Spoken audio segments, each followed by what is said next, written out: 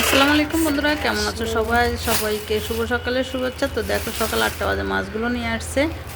তো দেখি কি কি মাছ আছে। এখানে কয়েক প্রকারের মাছ আছে, মাশাআল্লাহ অনেক সুন্দর। এগুলো একদম দেশি পুকুরের মাছ। দেখো এই যে একটা কালীবাউস আছে, একটা পাবদা মাছ আছে, কয়েকটা ট্যাংরা আছে, গুলশা যেটাকে বলে, আর কিছু কয়েকটা পুঁটি মাছ আছে, ফলি মাছ আছে, একটা বাইলা মাছও আছে। তো দেখো এই যে কার্পু মাছ, এটা কি সুন্দর একদম নড়তেছে, মুখে মানে কথা বলতেছে। তো এই যে তাজা তাজা মাছগুলো আজকে কেটে কুটে রান্না করব। তো এখন তোমাদেরকে দেখাইলাম। তো কেমন লাগলো মাছগুলো? এই মাছ কিন্তু খুবই শৌখিন মাছ এবং খুব দামি মাছ। দেখো এই যে গুলশা মাছগুলো মাশাল্লাহ খুব বড় সাইজের। এগুলো হচ্ছে দেশীয় গুলশা।